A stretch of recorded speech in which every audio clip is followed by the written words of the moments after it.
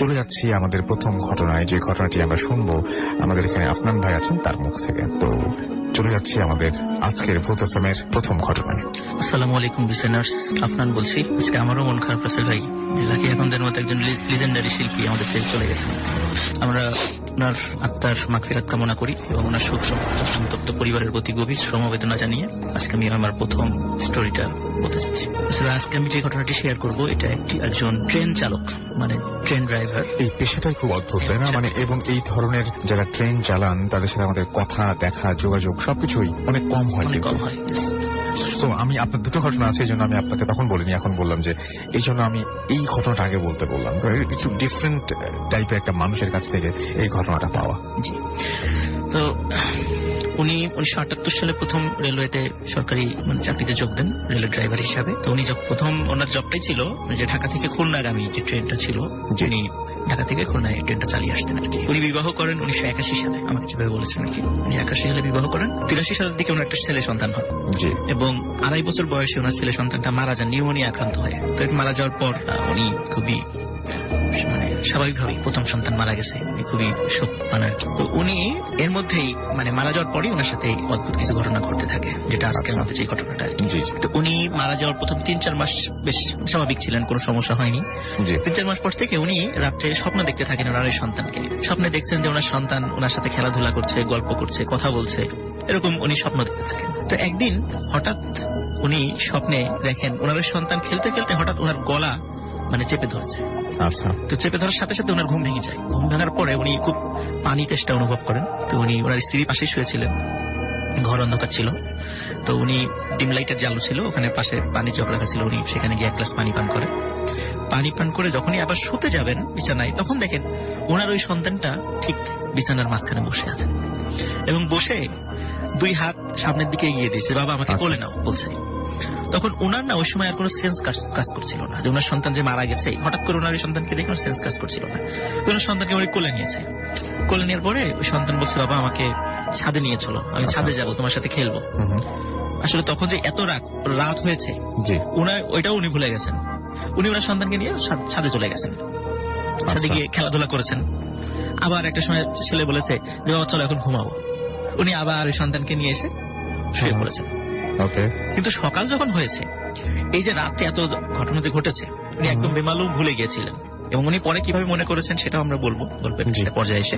উনি সকালে সেটা বেমালুম ভুলে যান, কিছুতেই মনে করতে পারে না রাতে কি ঘটনা ঘটেছে। এরকম প্রায় প্রতি রাতেই ঘটতে থাকে, কিন্তু উনি সকালে ভুলে যান সেটা।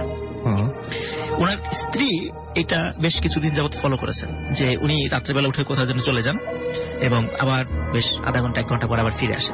তখন স্ত্রী ওনাকে জিজ্ঞেস করছে, তুমি রাত্রেবেলা কোথায় যাও? তখন উনি বলে, কই রাত্রে তো আমি কোথাও যাই না। তখন বলছে, না তুমি যাও, এরকম ঝগড়াঝাটি হয়েছে, কোথায় যাও? তখন উনি সেটা অস্বীকার করেন। স্ত্রীর মনে খুব সন্দেহ হয়েছে, ঘটনা কি, সে রাত্রে কোথায় যায় এবং আমাকে বলে না। একদিন স্ত্রী ঘুমিয়েছিল যখন, তো উনি ওই একই ঘটনা, কিন্তু ওই যে ওনার সন্তানকে দেখেছে, সন্তানকে নিয়ে উনি বাইরে যাবেন, দেখে যে পাশে ঘুমিয়ে আছে তার সন্তান, ওই সন্তান উঠে নিয়ে বাইরে যাবেন। ওনার স্ত্রী এটা ফলো করেছে, কিন্তু দেখেছে তার সাথে কেউ নাই, দেখেছে ওনার স্বামী কোথায় যেন বাইরে যাচ্ছেন। আচ্ছা। উনি কিছুক্ষণ পরে ওনার পিছু নেন আর কি, পিছু নিয়ে দেখে যে উনি ছাদে চলে যাচ্ছেন, বাড়ির ছাদে। তো ছাদে গিয়েছেন, তো উনি যখন পরে গিয়েছেন সাথে সাথে উনি যেই ঘটনাটি দেখেছেন, এটা আসলে ওনার স্ত্রী দেখার জন্য আসলে প্রস্তুত ছিলেন না। দেখে ওনার স্বামী ওনার ওই ছোট সন্তান, যে 2.5 বছরের সন্তান মারা গেছে, সেই সন্তানকে নিয়ে খেলাধুলা করছে ছাদের উপরে। উনি ওই জিনিসটা দেখার সাথে সাথে চিৎকার দেন। চিৎকার দেওয়ার সাথে সাথে ওনার স্বামীর হুঁশ ফিরে আসে। তখন হুঁশ ফিরে আসে, বলে যে কি ব্যাপার, আমি ছাদে কেন? ওনার স্বামী তখন বলছে, আমি ছাদে কেন? তখন স্ত্রী বলে যে, এই যে তুমি এতক্ষণ আমাদের ওই বাবুর সাথে খেলছিলা। বলে, কই, আমি কোথায় খেলছিলাম, আমি ছাদে কেন? উনি কিছু সেটা মনে করে পরে যখন বলেছে এতদিন যে ঘটনাগুলো ঘটেছে, তখন ওনার মনে আসছে যে হ্যাঁ, আসলে আমি এরকম স্বপ্ন দেখতাম, আমি প্রতি রাত্রে দেখতাম আমার সন্তান আমার পাশে ঘুমিয়ে আছে, সে আমাকে বলে যে চলো বাবা ছাদে গিয়ে খেলাধুলা করবো। তখন ওনার এই সব ঘটনা তখন ওনার মনে আসে, তখন উনি বলেন যে আমার সাথে এই ঘটনা ঘটেছে। তো যাই হোক, ওনার স্ত্রীও খুব ভয় পান এবং তারপরে ওনারা বেশ পাশের এক মসজিদের ইমাম সাহেবের কাছ থেকে একটু ঝাড়ফুঁক নিয়ে আসেন, পানি পড়া নিয়ে আসেন, যাতে করে পরবর্তীতে ঘটনা না ঘটে। কিন্তু রাসেল ভাই এরপরে ওনার সাথে আরো সাংঘাতিক ঘটনা ঘটা শুরু করে। যারা বেসিক্যালি ঈশ্বরদী থেকে হার্ডিন্স ব্রিজ পার হয়েছেন, লিসেনারদের মধ্যে যারা, তারা জানেন ঈশ্বরদী থেকে হার্ডিন্স ব্রিজ পার হওয়ার সময়, ঈশ্বরদী পার হওয়ার পরপরই হার্ডিন্স ব্রিজটা তো মাটি থেকে অনেক উঁচু, ওই উঁচু করার জন্য তো মাটি ফেলে ফেলে ওই মাটি থেকে অনেক উঁচু করতে হয় রাস্তাটা। এবং হার্ডিন্স ব্রিজ ওঠার জন্য যে রেল লাইনের পথ, এটা কিন্তু মাটি থেকে অনেক উঁচু। যারা জানেন ওইদিকে গিয়েছেন তারা দেখেছেন। উনি ঈশ্বরদী থেকে যখন ট্রেন নিয়ে হার্ডিন্স ব্রিজের দিকে আসছিলেন, তখন হার্ডিন্স ব্রিজ থেকে মানে হয়তো 1-1.5 কিলোমিটার আগে হঠাৎ উনি দেখছেন রেল লাইনের মাঝখানে ওনার ওই সন্তানটা দাঁড়িয়ে আছে, এবং ওনার ওই সন্তানটার মাথাটা না অস্বাভাবিক রকমের বড়, মানে অনেক বড় মাথা, এরকম মাথা হওয়ার কথা নয়, অনেক বড় মাথা। তো এটা দেখে উনি ওনার পাশের ড্রাইভারকে বলেন, ভাই দেখেন তো, আমরা জানি রেলে কিন্তু 2জন ড্রাইভার থাকে, তো পাশের ড্রাইভারকে বলেন, ভাই দেখেন তো সামনে আপনি কিছু দেখতে পাচ্ছেন? উনি বললেন, না আমি তো কিছু দেখতে পাচ্ছি না। তখন বলে যে, ভাই সামনে আমি একজন মানুষ দেখতে পাচ্ছি, ট্রেনের গতি তো কম, আমি কি থামাবো? বলে, না এখানে কোনো মতেই থামানো যাবে না, একে তো এখানে ডাকাতের ভয় আছে। দ্বিতীয় কথা, এই মুহূর্তে হঠাৎ করে গাড়ি থামালে একটা বগি যদি ওখানে লাইনচ্যুত হয়, তাহলে একটা বগি যদি কাত হয়ে যদি এক পাশে পড়ে যায়, ট্রেনের প্রত্যেকটা বগিটা একটার সাথে একটা লাগানো থাকে, তাহলে ট্রেনটা কিন্তু অনেক নিচে গিয়ে পড়বে এবং পৃথিবীর ইতিহাসে একটা স্মরণকালের ভয়াবহ ট্রেন দুর্ঘটনা ঘটবে আর কি। উনি থামাতে চেয়েছিলেন, কিন্তু ওই পাশের ড্রাইভার থামাতে দেননি। কেন উনি থামাতে চেয়েছেন এই কারণে, হয়তো আমার সন্তান, ওই যে ওনার একটা আবেগ কাজ করছিল, হয়তো আমার সন্তান, কেন ওই সময় ওনার সেন্স কাজ করছিল না আর কি। তো উনি ট্রেনটা থামাতে দেন নাই পাশের ড্রাইভার, ট্রেনের গতিতে চলে গেছে। উনি ভেড়ামারা স্টেশনে যাওয়ার পরে ওখানকার যে স্টেশন মাস্টার ছিলেন, তাড়াতাড়ি ট্রেন থেকে নেমে ওনাকে বলেছেন যে, আপনি একটু ঈশ্বরদী এবং পাকশি স্টেশনে একটু খবর নিয়ে দেখেন এই 2 জায়গার মাঝখানে কোনো অ্যাক্সিডেন্ট হয়েছে কিনা, এবং এই রিপোর্টটা পোড়াদা স্টেশনে পাঠিয়ে দেন। আমি পোড়াদা ট্রেন নিয়ে গেলে আমি ওখান থেকে রিপোর্টটা নিব। এবং উনি যখন পোড়াদা স্টেশনে যান, পোড়াদা স্টেশন মাস্টারের কাছ থেকে খবরটা নিতে যান, এবং পোড়াদা স্টেশন মাস্টার বলে যে, না আজকে এবং এই রাত্রেবেলা কিছুক্ষণের মধ্যে এখানে এই ধরনের কোনো দুর্ঘটনা ঘটেনি। ওখানে পুলিশরা গিয়েছিল, স্টেশন মাস্টার নিজে গিয়েছিলেন এইটুকু জায়গার মধ্যে, এখানে কোনো ধরনের কোনো দুর্ঘটনার আলামত নাই, এবং এত রাত্রে ওইখানে মানে বাচ্চা আসার তো প্রশ্নই আসে না, এরকম বলেছে। তো যাই হোক, বলেছে আপনি হয়তো চোখে ভুল দেখেছেন, এটা এখানেই শেষ করে দেন, এটা নিয়ে আর মানে কথাবার্তা বাড়ানোর দরকার নেই, কারণ এতে করে ওনার ক্যারিয়ারে একটা সমস্যা সৃষ্টি হতে পারে। উনি এই বিষয়টা চেপে যান, আর কোনো কথা বলেন নাই। রাসেল ভাই, উনি যখনই মানে ঢাকা থেকে এই রাত্রের খুলনার ট্রেনটা চালিয়ে আসতেন, ওই সেম জায়গায় ওনার ওই সন্তানটাকে দেখতে পেতেন। মাই গড। এবং ওই যে বিশাল বড় মাথা, মানে স্বাভাবিক নাই কিন্তু, মানে অনেক বড় মাথা, না বুঝতে পারছি। তো এরকম দেখতে পেতেন। উনি একদিন স্বপ্নে দেখলেন ওনার এই সন্তানটা, ওই সময় উনি আগে যে সন্তানকে দেখতেন স্বপ্নের ভিতরে কোলে নিয়ে খেলা করছেন, তো এইবার ওই সন্তানকে ওই মাথাটা বড় অবস্থায় দেখতে পেন। খুব রাগের স্বরে ওই সন্তানটা বলছে যে, বাবা তুমি আমার উপর দিয়ে ট্রেনটা চালিয়ে দিতে পারলে, তো তুমি তো আমাকে আর ভালোবাসো না, তো আমার ভালোবাসা ভাগাভাগি হয়ে যাবে এমন কাজও আমি হতে দেবো না, সুতরাং আমি আমার কোনো ভাই বোন হতে দেবো না। সে স্বপ্নের মধ্যে এটা বলে। তখন কিন্তু ওনার স্ত্রী 7 মাসের অন্তঃসত্ত্বা ছিলেন।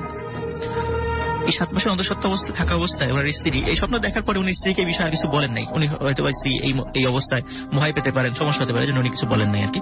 কিন্তু ওনার স্ত্রী বেশ কয়েকদিন ওনাকে বলছেন যে ওনার মানে শরীরের মধ্যে অস্বাভাবিক রকমের একটা অনুভূতি হচ্ছে এবং প্রচন্ড পেটে ব্যথা হয় এবং মনে হচ্ছে তার পেটটা অস্বাভাবিক রকমের ফুলে যাচ্ছে, এটা হওয়ার কথা নয়। এবং এই ঘটনা ঘটার 3 থেকে 4 দিনের মাথায় মানে উনি খুবই পেটে পেইন ফিল করেন। হসপিটালে নিয়ে যাওয়ার পরে তখন ডাক্তার বলেন যে আপনার সন্তান পেটের মধ্যে মারা গেছে, দ্রুত এটা সিজার করে এটা অপসারণ করতে বের করে ফেলতে হবে, নাহলে আপনার জীবন হুমকির মধ্যে পড়ে যেতে পারে। তো রাসেল ভাই, যখন ওই সন্তানকে অপারেশন করে বের করা হয়েছে, অদ্ভুত ব্যাপার, ওই সন্তানের মাথাটা না অস্বাভাবিক রকমের বড় ছিল, যেটা উনি ওই যে রেল লাইনে ওনার ওই সন্তানের মাথাটা বড়, এবং ওনার স্ত্রীর হঠাৎ করে পেট ফুলে যাচ্ছিল এবং পরে মারাত্মক পেইন হয়, এইটার কারণে হয়েছে ওনার ওই সন্তানের মাথাটা অস্বাভাবিক রকমের বড় হয়ে গেছিল। তো যাই হোক, ওনার সন্তান মারা যান ওটার পেটের মধ্যেই। এবং এরপরে ওনার একাধিক সন্তান কিন্তু ঠিক এই 6 থেকে 7 মাস যখন অন্তঃসত্ত্বা উনি থাকেন, এই সময়ের মধ্যেই মারা যান। এবং প্রত্যেকটা সন্তানের পর একটার সাথে দুর্ঘটনা ঘটতে থাকে এরকম একের পর একটা, এবং একটা পর্যায়ে উনি আর মানে সন্তান ধারণ করার যোগ্যতাই হারায় ফেলেন।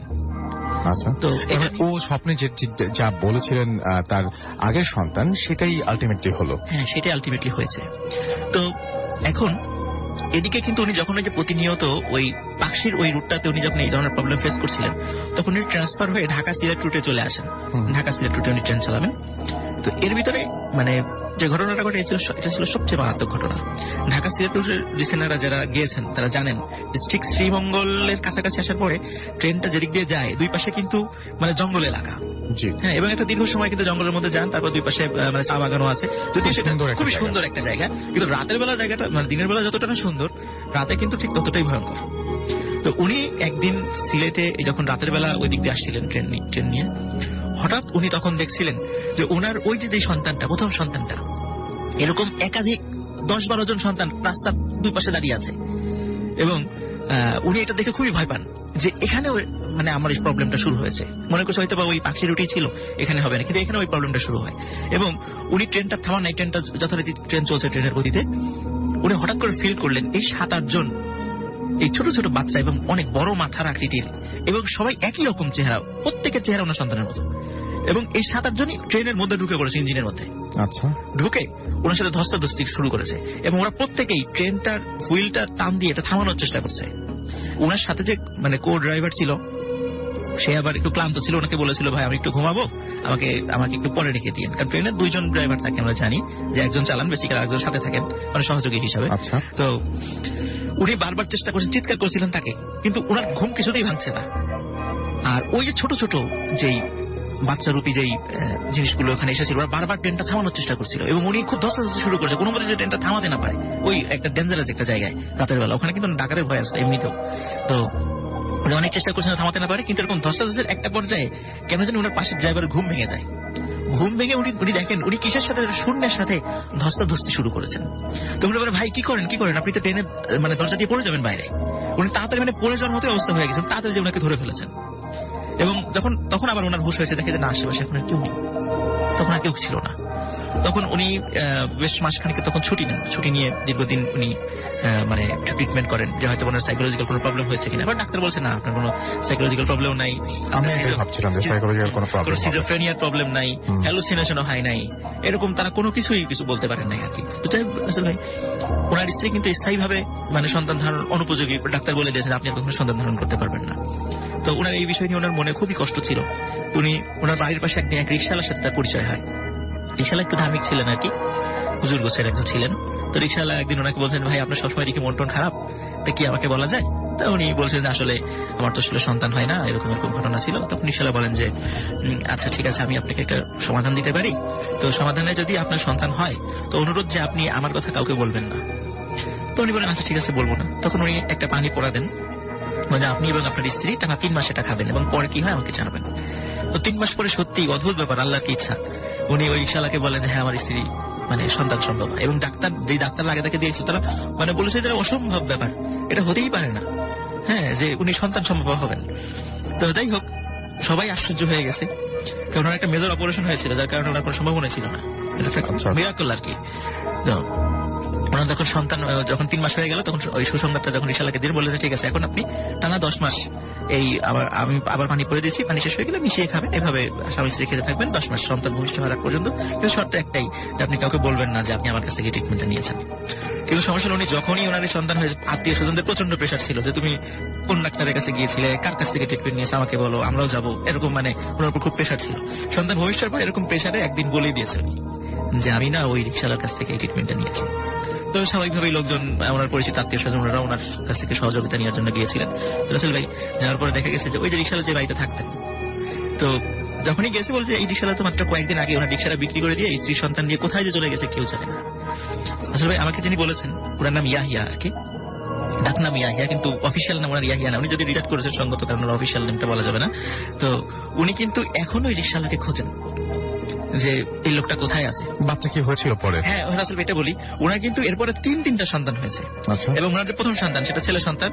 উনি রিক্সাওয়ালা শর্ত দিয়েছিল আপনার যে কটা সন্তান হবে তাকে প্রথমে মাদ্রাসায় কোরআনের শিক্ষা শিক্ষিত করবেন, তারপর আপনি জেনারেল লাইনে পড়াবেন। ওনার প্রথম সন্তান কোরআনে হাফেজ হয়েছিল। ওনার প্রথম সন্তান বুয়েটের সিভিল ইঞ্জিনিয়ার এবং উনি বর্তমানে বিদেশে আছেন, কানাডাতে আছেন ওনার প্রথম সন্তান, এবং খুব ভালো একটা পজিশনে আছে। ওনার দ্বিতীয় সন্তান কন্যা সন্তান, সে ঢাকা ইউনিভার্সিটির বর্তমানে মাইক্রোবায়োলজি ডিপার্টমেন্টে পড়ে। এবং সে সন্তানও কিন্তু ওই মেয়ে যে সেও কিন্তু ওই সাধারণ মেয়েদের মতো না, খুবই পর্দানসীন মেয়ে, এবং সে কোরআনে হাফেজা। এবং ওনার সর্বশেষ যে ছোট একটা সন্তান আছে, সে সন্তান বর্তমানে এবার ইন্টারমিডিয়েট পরীক্ষা দিচ্ছে আর কি। তো আমাকে এই গল্পটা বলেছেন যে এইভাবে ওনার জীবনে প্রথম সন্তান হারানোর পরে যে এই যে ভয়ঙ্কর যে অভিজ্ঞতা, আমরা কিন্তু সাধারণত রাসেল ভাই পর্যন্ত আমার লাইফে আজকে প্রথম আমি একজন ট্রেন ড্রাইভারের গল্প নিয়ে আসতে শুনেছি, বাট এটা খুবই রেয়ারলি পাওয়া যায়। থ্যাংক ইউ ভেরি মাচ আপনার ঘটনার জন্য, আপনাকে অনেক অনেক অনেক ধন্যবাদ। আমরা চলে যাবো আমাদের পরবর্তী স্টোরিতে, এবং সেটা একটা ইমেল, এবং সেই ইমেলটা আমি একটু পড়ে শোনাতে চাই আপনাদেরকে, যেভাবে আমাদের পাঠিয়েছেন ঠিক সেইভাবে আমি পড়ার চেষ্টা করছি। লিখছেন, রাসেল ভাই আশা করি ভালোই আছেন। আমি এক এনজিওতে চাকরি করি বিধায় আমার পক্ষে স্টুডিওতে আসা সম্ভব না। ভালো লাগলে কাহিনীটি পড়ে শোনাবেন। আমি রাশেদুল ইসলাম আপন। আমি টাঙ্গাইল জেলার মধুপুরের সোলাকুড়ি গ্রামে থাকি। আমি যে ঘটনা বা কাহিনী বলবো তা আমাদের পাশের গ্রাম কোটেরটিকির এলাকার ঘটনা। এই গ্রামের নাম কোটেরটিকি হওয়ার একটি রহস্য আছে। এই গ্রামে জঙ্গলের মধ্যে কিছু উঁচু জমি বা টিলা আছে যেটি কোট নামে ডাকা হয়, আর সে থেকেই এই গ্রামের নাম কোটেরটিকি। ওই কোট নিয়েই রয়েছে অনেক ঘটনা। সেই কোটে আপনাদের একটি ঘটনা শোনাবো। কোট যেখানে অবস্থিত সেই জমির মালিক কোটের মাটি কেটে জমি সমতল করতে চাইল, কিন্তু পোড়া ইট আর পাথর থাকায় কোদাল দিয়ে খনন করা সম্ভব হচ্ছিল না। অনেক চেষ্টার পর হাল ছেড়ে দিলেন তিনি। ওই দিন রাতে তিনি স্বপ্নে দেখলেন এক ব্যক্তি এসে তাকে বলছে কোটটি যেন কাটা বা খনন না করা হয়। যদি খনন করা হয় তবে তার ক্ষতি হবে। স্বপ্নটি সে কয়েকদিন একটানা দেখল। তখন সে একজন কবিরাজের কাছে গেল এবং কবিরাজকে সব খুলে বলল। তখন কবিরাজ তার কথা শুনে কোটটি খনন করার সিদ্ধান্ত নিলেন। তিনি খনন কাজে অভিজ্ঞ 5 জন লোক এবং 100টি বেল ফল নিয়ে আসলেন। প্রথমে কবিরাজ মন্ত্র পড়ে 100টি বেল কোটের দিকে ছুঁড়ে মারলেন। এরপর খনন কাজ শুরু করলেন। এই দৃশ্য দেখার জন্য অনেক কৌতূহলী মানুষ জড়ো হয়েছিল। কিছুক্ষণ খনন করার পর সবাই দেখতে পেল সেই বিভিন্ন গর্ত থেকে ইঁদুরের মতো বড় বড় পিঁপড়া বের হয়ে আসছে। খননের এক সময় একটি লোহার দরজা পাওয়া গেল। দরজার মধ্যে একটি ছিদ্র দিয়ে এত পরিমাণে ও এত বড় বড় পিঁপড়া বের হতে লাগলো যে মুহূর্তের মধ্যে সমস্ত জমি পিঁপড়ায় ছেয়ে গেল। সেই পিঁপড়াগুলো দেখতে সাধারণ পিঁপড়ার মতো ছিল না, দেখতে অনেকটা বড় এবং ভয়ঙ্কর ছিল। কবিরাজ ব্যর্থ হয়ে চলে গেলেন। তার 2 দিন পর হঠাৎ করে জমির মালিকের ছেলেকে খুঁজে পাওয়া যাচ্ছিল না। 7 দিন পর জমির মালিক স্বপ্নে দেখল আবার তাকে বলছে খননকৃত মাটি ভরাট করে দিলে ও একটি কালো পাঁঠা বলি দিলে কোটের ওপর রক্ত ছিটিয়ে দিলে, সেই পাঁঠা রক্ত ছিটিয়ে দিলে সে তার ছেলেকে ফেরত পাবে। তখন জমির মালিক স্বপ্নে বলা কথা অনুযায়ী কাজ করলো। ঠিক 2 দিন পরেই এক সকালে ঘুম থেকে উঠে তার ছেলেকে উঠানে বেহুশ অবস্থায় পেল। ছেলেকে জিজ্ঞেস করলে সে কোথায় ছিল কিছুই বলতে পারে না।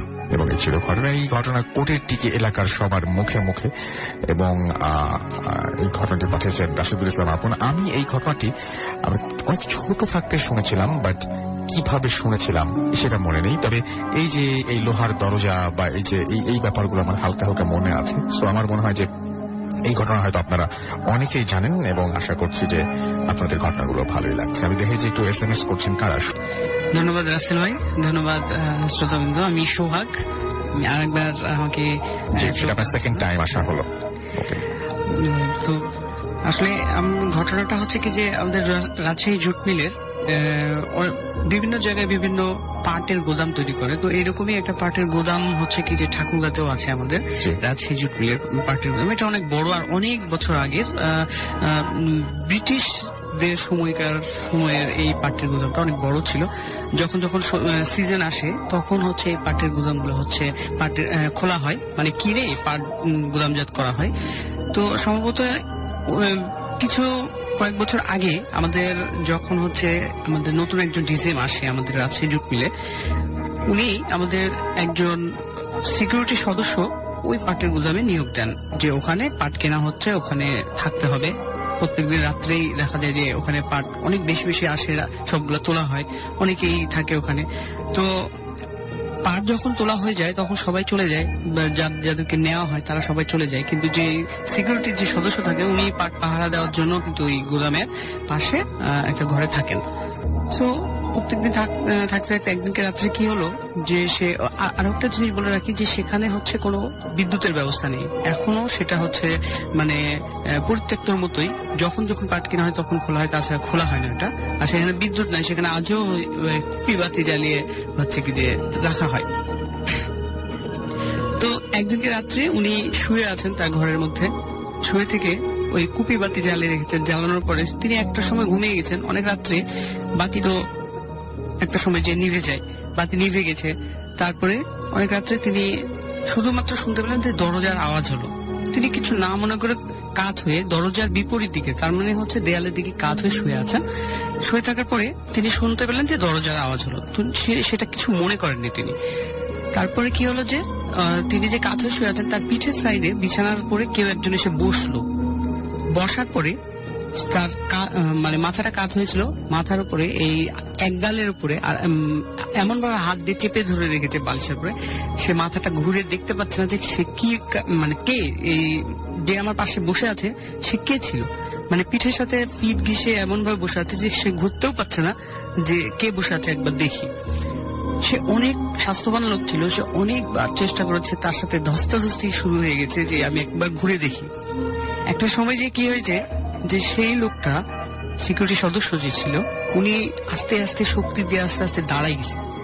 দাঁড়ানোর পরেও দেখছে যে তার পিঠের সাথে ওই যে জিনিসটা বসেছিল, যিনি বসেছিলেন ওইভাবে লেগে আছেন, আর হচ্ছে তার মুখটাকে ওইভাবে ধরে রেখেছে যেন তার মুখটা ঘুরতে না পারে, কারণ ঘুরলেই তো সে দেখে নেবে।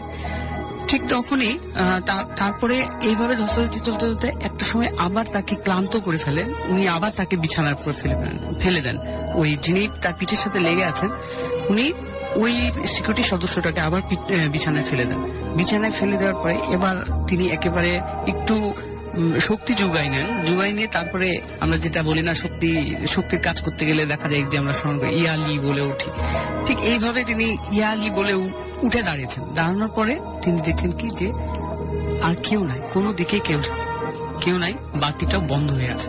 তিনি ম্যাচটা কোনোভাবে খুঁজে পেয়ে ম্যাচটা জ্বালিয়ে বাতি জ্বালিয়ে দেখছে কি যে তার ঘরের দরজা ভেতর থেকেই লাগানো, তার ঘরের দরজাটা আর হচ্ছে কি যে ভিতর থেকে লাগানো, ঘরের মধ্যে কেউ নাই। চারিদিকে বাতি দিয়ে তিনি দেখেন ঘরের ভিতরে কেউ নাই। সেই রাত্রি তিনি পার করেন। তারপরে 2-3 দিন পরে তিনি হচ্ছে কি যে ডিজাইন সাহেব, নতুন ডিজাইন সাহেব আসেন, ওনাকে বলেন যে আমি এখানে থাকবো না। তারপর ডিজাইন সাহেব অনেক উন্নয় বিন্নয় করে তাকে ওখানে রাখেন। ঠিক তার কয়েকদিন পরে আবার যে ঘটনাটা হয়, ঠিক মাগরিবের আজানের পর তিনি হচ্ছে খাওয়া দাওয়া করে, নামাজ কালাম আদায় করে খাওয়া দাওয়া করে তিনি শুয়ে পড়েন। শুয়ে পড়ে ওই কুপি বাতিটা টিপ টিপ করে জ্বালিয়ে রাখেন। একটা সময় যে কুপি বাতিটা নিভে যায়, ঠিক তখনই দেখা যায় কি যে ওই যে ঘরে তিনি থাকেন ওই ঘরের দরজাটা খুলে গেছে। খুলে যাওয়ার পরে 2জন মেয়ে তার ঘরে এসেছে। আসার পরে বলছে কি যে এই সময় আপনি শুয়ে আছেন কিসের জন্য? তখন বলছে যে তারপরে ওদের মধ্যে একজন জিজ্ঞেস করছে আপনি কেমন আছেন? তা হচ্ছে ভালো আছি, আপনাদেরকে তো চিনলাম না। তা হচ্ছে চলেন বাইরে যাই। 2জনই মেয়ে ছিল, 2জন ওনাকে বলছে কি চলেন বাইরে যাই, আপনি তো এখানে থাকছেন, আমাদেরকে দেখবেন। এই কথা বলে ওনাকে বাইরে নিয়ে যায়। বাইরে নিয়ে যাওয়ার পরে তখন উনি ওই যে গুদামটা, ওই গুদাম থেকে কিছু দূরে গেলে একটা বাজার পাওয়া যায়। ঠিক সন্ধ্যার পর মাগরিবের নামাজের ঠিক নামাজের আগ মুহূর্তে এই ইয়েটা হচ্ছে যে উনি বাজারে গেছেন, বাজারে অনেক মানুষ আছে, উনি বাজারে দাঁড়িয়ে থেকে ওই 2টা মেয়ের সাথে কথা বলছেন, হাত নাড়াচ্ছেন, কথা বলছেন। কিন্তু বাজারে বেশ কিছু লোক উনাকে খেয়াল করছেন যে উনি কথা বলছেন, কিন্তু কার সাথে কথা বলছেন কেউ জানে না, কারণ উনার কাছে ফোন নাই যে উনি মোবাইল করছেন, হাত নাড়িয়ে কথা বলছেন, এরকম কিছু নাই। তখন একজন জিজ্ঞেস করলো যে ভাই আপনি কার সাথে কথা বলছেন? তখন কেন এদের সাথে? তখন ওই লোকটা মানে পাশ কাটিয়ে চলে যায়, হয়তো বা ভাবছে যে ইয়া কি করছে। কিন্তু এই যে ভাই সিকিউরিটি সদস্য উনাকে ওই 2টা মেয়ে আস্তে আস্তে ডাকতে মানে গল্প করতে করতে এমন একটা জায়গায় নিয়ে যায়, দেখে কি যে তার হাঁটু সমান কাদা। একটা সময় যে দেখে কি তার হাঁটু সমান কাদার মধ্যে উনি দাঁড়িয়ে আছেন। আর যে ওনার 2টা মেয়ে ছিল, ওই মেয়ের মধ্যে যে বড় মেয়েটা ছিল ওকে হচ্ছে কি যে ওই সিকিউরিটি সদস্যটাকে মারার জন্য উদ্যত হয়েছে। কিন্তু যে ছোট মেয়েটা আছে উনি বলছেন কি যে বুবু ওকে মেরো না, ওর যেন কোনো ক্ষতি না হয়। মানে কি যে বুবু বলতে যে আমরা গ্রামের ভাষায় যেটাকে বলি বোনকে বুবু বলি, বুবু ওকে ওর কোনো ক্ষতি করো না।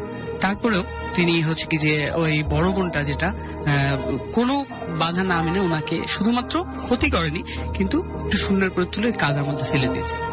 এটা তারপরে উনি আর ওখানে থাকেননি। উনি যখন চলে আসলেন ওই ডিজিএম সাহেব ওনাকে বারবার বলেছিলেন, কিন্তু ডিজিএম সাহেবকে যখন বলেছিলেন তখন বললো যে কি ঘটনা এখানে আমাকে বলে, না আমি থাকবো না ওই রুমে আমি থাকবো। তো ডিজিএম সাহেব তখন বাধ্য হয়ে বলে যে দেখো এখানে যখন এই গুদামটা প্রথম যখন তৈরি হয় তখন এখানে অনেক লোক ছিল যারা হচ্ছে কি যে এই পাট আনা নেওয়া কেনাকাটা বা এখানে পাহারা দিত, অনেক কিছু করতো, অনেক লোক ছিল। আর এখানে ওই লোকগুলোর খাওয়া দাওয়ার ব্যবস্থা বা রান্না বাড়া করে দিত 2টা মেয়ে, আর এই মেয়ে 2টা হিন্দু ছিল। আর ওই লোকগুলাই কোনো একটা সময় এই মেয়ে 2টাকে হচ্ছে কি যে মেরে ফেলে। তারপর থেকে এই জায়গাতে যখনই কোনো মানে সিকিউরিটি সদস্য দেওয়া হয় তারা 2-3 দিন বা 3 দিন, বড় জোর 7 দিন থাকে, তারপর আর কেউ থাকে না। তারপর মানে পার্ট যখন কেনা হয়, পার্ট কেনার পর থেকে তারপর পার্ট বের করে নিলে এটা বন্ধ করে দেওয়া হয়। এটা ছিল ঘটনা। থ্যাংক ইউ ভেরি মাচ আপনার ঘটনার জন্য। Welcome back. শুনছেন সবসময় FM। আমি রাসেল আছি, সাথে আমাদের অনেকেই প্রবলেম নিয়ে লেখেন এবং আজকে আমাদের এখানে আবারও হাফেজ মানিদ্দিন সাহেব আছেন। তো আমাদের প্রথম যিনি লিখেছেন তিনি আসসালামু আলাইকুম রাসেল ভাই, আশা করি ভালো আছেন। আমি ভূত FM একজন নিয়মিত শ্রোতা, মাঝে মাঝে সরাসরি শুনতে পারি না কিন্তু ডাউনলোড করে শুনি। আমি আপনার কাছে সাহায্যের জন্য ইমেল করেছি। আমি মিরপুর 13 থেকে বলছি। আমার খালাতো ভাই 17 বছর যাবৎ ব্ল্যাক ম্যাজিকের শিকার। অনেক রকম চিকিৎসা করা হয়েছে কিন্তু কোনো ফল পাওয়া যায় না। তারপরেও ঠিক ছিল, কিন্তু গত নভেম্বর 2016 থেকে ওনাকে পাওয়া যাচ্ছে না। অনেক হুজুরের কাছে গিয়েছেন তিনি, কিন্তু ওনার সঠিক অবস্থান কোনো কোথায় আছেন উনি কেউ বলতে পারেন নাই। কারণ কাল ওনার জন্মদিন। আমি আপনার কাছে অনুরোধ করছি যে হাফিজ মৌলানা সাহেবের কাছ থেকে, মানিদ্দিন সাহেবের কাছ থেকে যদি কোনো উপকার পান তাহলে যোগাযোগ করবেন, যদি কোনো সমাধান পান তাহলে যোগাযোগ করবেন।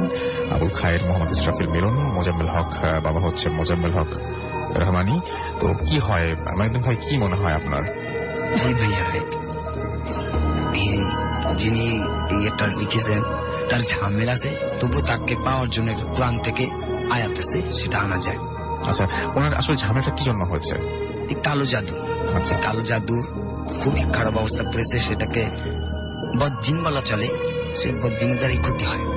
আচ্ছা, আর এটা থেকে সমাধানের উপায় কি? কোরআন থেকে আয়াত আছে, সেটা আমরা যেভাবে তেলাওয়াত করি সেই তেলাওয়াতের মাধ্যমে তাকে ফিরে পাওয়া যাবে। আচ্ছা, আপনি কি বলে দিবেন নাকি যে কিভাবে? জি, আপনি তাহলে যদি আপনার, আচ্ছা আপনি বলতে চাচ্ছেন না? জি, আচ্ছা ঠিক আছে। আরেকটা জিনিস, সেটা হচ্ছে যে আমাদের যে দ্বিতীয় যেটা, সেটা হচ্ছে আসসালামু আলাইকুম রাসেল ভাই, ভূত FM একজন গেস্ট নাম বলে দিলে উনি প্রবলেমটা বলে দিতেন। ভূত FM ডাউনলোড করে শোনা হয় বলে ওই দিন SMS মেল করতে পারে। আমি ব্রাহ্মণবাড়িয়া থেকে বলছি। আমার ওয়াইফের প্রবলেম, গত 1 মাস আগে তার পুরো শরীর জ্বালা পোড়া করত। প্রায় 3 দিনের মতো বেডে পড়েছিলেন তিনি। দেন একজন কবিরাজকে দেখালে উনি বলেন যে তাকে নাকি তাবিজ করা হয়েছে। কবিরাজ তাবিজটা তুলে দেন এবং ওয়াইফ ভালো হয়ে যান। কয়েকদিন পর আবার সেম প্রবলেম দেখা দেয় এবং আবার তাবিজটা তুলে দেন এবং ঠিক হয়। এখন আবার সেম প্রবলেমে আছে। ক্যান্ডি বলবেন যে তাবিজ বা অন্য কোনো কিছু, এটা কি স্থায়ী, এগুলোর কোনো সমাধান নাই? স্থায়ী সমাধান একটাই আছে। এখনকার মানুষগুলো তো আমল ছেড়ে দিছে। কোরআন থেকে তেলাওয়াত করা হোক, প্রতিটি সকাল সন্ধ্যা কোরআন থেকে তেলাওয়াত করা হোক, ইনশাআল্লাহ অবশ্যই এটা স্থায়ীভাবে সেগুলো ক্ষতি হবে না, ঠিক সবকিছু ঠিক হয়ে যাবে। আপনি আংটিটা তো খুললেন না, আরেকটা আংটি মনে হয় খুলে ফেলেছেন না? আংটিটা এবার আরেকটা সমস্যা হয়েছে ভাইয়া, এখানে জিনের আশ্রয় কিন্তু আমার গায়ে এখনো আছে। এটা সোমবারে, আচ্ছা সোমবারে আমি সেটা ক্ষতিগ্রস্ত হই। এই আংটিটা থাকাতে আমি একটু উপকার পাইছি। তাই? জি। এবং আপনার এই যে আপনি যে ক্ষতিগ্রস্ত হয়েছে, আপনার ভয় লাগে না? না ভাইয়া, এটাতে ভয় করি না। আল্লাহ পাক আছেন। জি ইনশাআল্লাহ, আমি কোরআনকে খুব ভালোবাসি, কোরআন উপর ভরসা করি। আমি আশা করি ভয় কোনো কিছু নেই, কোরআন যদি আমার বুকের ভিতরে থাকে কোনো সমস্যা নাই। কোনো সমস্যা নেই। আচ্ছা, ওই মুহূর্তটায়, যে মুহূর্তটায় আপনি ক্ষতিগ্রস্ত হচ্ছেন, সেই মুহূর্তটা আপনার এক মুহূর্তের জন্য ভয় লাগে না? জি না, ভয় লাগে না। তখন আমি এতটুকু সাহস, অথবা তাকেও ওই কথাটাই বলি, যিনি আমাকে ক্ষতি করতে আসছেন, যিনি আমাকে আঁচড় দিলেন গায়ের মধ্যে, তখনও তাকেই বলি, তোমাকে যিনি সৃষ্টি করছে, আমাকে যিনি সৃষ্টি করছে, আর তোমার আমার ভিতর যিনি কোরআন নাজিল করে দিচ্ছে, কোরআনের মাধ্যমে সমাধান আছে, আমি কোরআন যে তোমাকে এটা প্রতিশোধ নেব। আমি তখন কোরআন তেলাওয়াত করি, সে চলে যায়। আচ্ছা, থ্যাংক ইউ ভেরি মাচ। আমরা পরবর্তী ঘটনায় যাব আমাদের আফনান ভাইয়ের কাছে, এবং তার আগে আমি একটু আমাদের যে ফেসবুক, সেই ফেসবুকে আমরা কিছু কমেন্ট পড়তে চাই, এবং আমি দেখতে পাচ্ছি যে অনেকে লিখে আসেন। আমরা একটা ঘটনা শুনে আসি, তারপর আবার পড়ি। চলুন আমরা ঘটনা শুনি। সেকেন্ড যে ঘটনাটা, সেই ঘটনাটা শুনে ফেলি। আসসালামু আলাইকুম লিসেনার্স, আপনার এগেইন। আসলে এখন যে ঘটনাটি বলবো, এটা আমার যে জেলা, রাজবাড়ী জেলারই একটি হসপিটালের পাশের একটা এরিয়া। তো হসপিটালের ঠিকানাটা আমি বলতে চাই, সেটা আমাদের রাজবাড়ির একদম সদরের কাছে মাটিপাড়া নামক একটা জায়গা আছে। যারা রাজবাড়ী জেলার বাসিন্দা তারা এলাকাটা অবশ্যই পরিচিত থাকবেন। তো ওখানে একটা অনেক আগে থেকে, পাকিস্তান পিরিয়ড থেকে ওখানে একটা কমিউনিটির ছোট্ট একটা হসপিটাল ছিল। এখন সেটা অনেক বড় হয়েছে। মোটামুটি আজকে যে ঘটনাটা, সেটা ওই জায়গাটা কেন্দ্রিক আর কি। তো 71 সালের আমাদের যখন মহান মুক্তিযুদ্ধ হয়, তখন ওই এরিয়াটা অনেকেই স্বাধীনতা যুদ্ধে অংশগ্রহণ করেন। তো তখন কিন্তু ওই সুযোগে অনেক ডাকাতিও মানে ডাকাতির প্রবণতাও তখন কিন্তু অনেক ছিল। তো ওই এলাকার একটা কুখ্যাত ডাকাত ছিল, উনি সুযোগ পেলেই ওই যেহেতু পুরুষ লোক অধিকাংশ বাড়িতে থাকতে না পাকিস্তানি মিলিটারিদের ভয়তে বা অনেকে মুক্তিযুদ্ধে যোগ দিয়েছিলেন, তো যার কারণে ওই সুযোগে ওই এলাকাগুলোতে তারা ডাকাতি করতেন। একজন কুখ্যাত ডাকাত ছিল। তো উনি ওনার সাঙ্গপাঙ্গ নিয়ে যখন ডাকাতি করতে আসতো, শুধু ডাকাতি করে উনি ক্ষান্ত হতেন না, ওই ডাকাতির ওইখানকার স্থানীয় যারা ছিলেন মানে ওই বাড়ির লোকদেরকে মানে খুবই নৃশংস ভাবে উনি হত্যা করতেন। এবং ওনার নৃশংসতার যদি বর্ণনা দিতে যেতে লিসেনারদের মানে শরীরের মানে লোম দাঁড়িয়ে যেতে পারে, এতটা নৃশংস ভাবে উনি হত্যা করতেন। সেই কারণে সবাই ওনার প্রতি সবার খুব মানে ক্ষিপ্ততাও ছিল অনেক বেশি। যখন আমাদের দেশ স্বাধীন হয়ে যায় তখনও কিন্তু ওই দেশ স্বাধীনতার পরেও কিন্তু বেশ ডাকাতির প্রচলনটা ছিল, বাট কমে আসে। এবং ওই ডাকাতের যে সাঙ্গপাঙ্গ যারা ছিল এরা বিভিন্ন সময় ওই মানুষজনের হাতে ধরা পড়েছে, গণপিটুনিতে তারা মারা গেছে। এজন্য একমাত্র উনি ছিল ওনার দলের মধ্যে বেঁচে, যিনি সর্দার ছিলেন আর কি, উনি বেঁচে ছিলেন। তো শেষ দিকে এসে উনি ওই ছিচকে চুরি শুরু করেন আর কি, ছোটখাটো চুরি, কারণ ওনার ওই সাঙ্গপাঙ্গ যেহেতু ছিল না, একা একা চুরি করতে যেতেন, ডাকাতি করতেন না। তো একদিন ওই গ্রামেই ওই চুরি করতে গিয়ে ধরা পড়ে যান উনি, এবং সবাই তো ওনাকে ওনার প্রতি এমনিতেই খুব ক্ষোভ। এবং যখন চুরি করতে গিয়ে ধরা পড়ে যান মানে লোকজন তো মানে লাঠি সোটা নিয়ে বের হয়ে আসে এবং ওনাকে কয়েক মিনিটের মধ্যে পিটিয়ে মেরে ফেলে ডাকাতটাকে। তো সঙ্গত কারণ ওনার নামটা আমি বলছি না, কারণ মানুষ মৃত্যুর পরে এসে যত পাপই হোক আল্লাহ দরবারে চলে যান, তার নাম নিয়ে কোনো ধরনের বদনাম না করতে তাকে জাজ করার ক্ষমতা আসলে আমাদের নাই। একমাত্র আল্লাহ তাআলাই ওনার যেহেতু চলে গেছেন, আল্লাহ ওনার ফয়সালা করবেন উনি ওনার সম্পর্কে, ওনার কর্মফল সম্পর্কে। তো যাই হোক, তো এর মধ্যে একটা ছেলে, এই ছেলেটা একটা বড় কুড়াল নিয়ে এসেছিল যে তাকে হত্যা করবে। কি কারণে হত্যা করবে? যুদ্ধ চলাকালীন সময় ওই ডাকাত সাঙ্গপাঙ্গ নিয়ে যখন তার বাড়িতে ডাকাতি করতে এসেছিল, এই ছেলের সামনেই তার বাবাকে খুবই নির্মম ভাবে কুড়াল দিয়ে কুপিয়ে হত্যা করা হয়। ওই ডাকাতটা নিজের হাতে এটা করেছিল, এই জন্য ওর ইচ্ছা ছিল যে ওই ডাকাত থেকে সে কুড়াল দিয়ে কুপিয়ে হত্যা করবে। কিন্তু যখন এসে দেখলো যে ডাকাতটা মারাই গেছে, কিন্তু মনের ক্ষোভ ঝাড়ার জন্য সে কুড়াল দিয়ে এক কোপ দিয়ে ডাকাতের দেহ থেকে মাথাটা আলাদা করে দেয়। এবং ডাকাতের জানাজা না করে, লোকজন তো আসলে লোকটা খারাপ ছিল, কেউ জানাজা করে নাই, তার জানাজা না করে হসপিটালের পাশে গর্ত করে ওই রাত্রেই তাকে পুঁতে রাখে আর কি। তো এই ঘটনাটা এখানে শেষ হয়ে যেতে পারতো। এটা আমি এবং ঘটনার ব্যাকগ্রাউন্ডটা বললাম। এখন থেকে হলো ঘটনাটা শুরু হলো। আমি এখন 3টা ঘটনা বলবো, ছোট ছোট কিন্তু এই রিলেটেডই, জিনিসটা 3 ভাবে ঘটেছে, বুঝতে পেরেছি। সেটা আমরা বলবো এখন। প্রথম যেটা, এই যে ওনাকে যখন দাফন করে দেওয়া হলো ওখানে, এরপর থেকে ঝামেলাটা শুরু হলো। একবার একজন লোক যিনি এই ঘটনাটা আসলে মেইন যিনি বলেছিলেন, তার হলো নির্মল আর কি। স্থানীয় সে আসলে বারবার বা নাপিত যেটা বলি আর কি, উনি ওই প্রফেশনে বর্তমানে আছেন। নির্মলের দাদার সাথে যে ঘটনাটা ঘটেছিল আর কি। তো তার দাদা একদিন আসছিল রাতের বেলা দোকান বন্ধ করে, মানে গভীর ওদিন কোনো কারণে হয়তো অনেক রাত হয়ে গেছে আর কি। হাতে হারিকেন ছিল, হালকা বৃষ্টিও তখন পড়ছিল, আজকের যে অবস্থা আর কি এরকম বৃষ্টি ছিল। তো উনি যখন আসছিলেন তখন হঠাৎ দেখলেন ওই হসপিটালের বারান্দায় একজন লোক বসে আছে এবং পার কাছ দিয়ে একটা বিড়ালের মতো কি যেন ঘোরাফেরা করছে।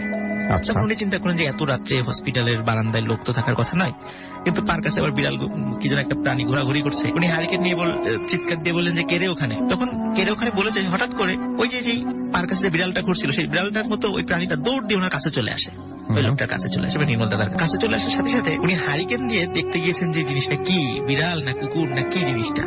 কিন্তু যেই না হারিকেনটা নিয়ে ওই প্রাণীটার কাছে ধরেছে, দেখে যে প্রাণীটা আসলে একটা কালো বিড়ালের মতোই দেহ, কিন্তু বিড়ালের যে মাথাটা এটা আসলে বিড়ালের মাথা নয়, এটা ওই যে ডাকাতটার মাথা। আচ্ছা, এইটা দেখে উনি ওখানে সেন্সলেস হয়ে পড়েছেন এই ভয়ঙ্কর এই ঘটনাটা দেখে।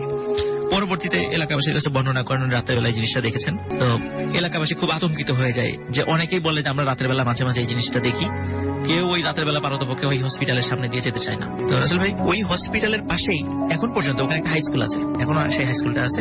ওই হাই স্কুলের যেই দপ্তরি, উনি ওই হসপিটালই থাকতেন, মানে ওই হাই স্কুলের একটা কক্ষে থাকতেন। উনি হঠাৎ করে একটা প্রবলেম ফেস করেন, সেটা হলো হঠাৎ গভীর রাত্রে উনি লক্ষ্য করতেন প্রায় প্রতি রাত্রেই যে কে যেন ওই স্কুলের ঘন্টাটা বাজায়, দপ্তরের যে ঘন্টাটা সেটা বাজায়। তো উনি খুব বিরক্ত হন যে এত রাতের বেলা এইরকম রসিকতার তো কোনো মানে নেই, রাতের বেলা স্কুলের ঘন্টা কেন বাজাবে।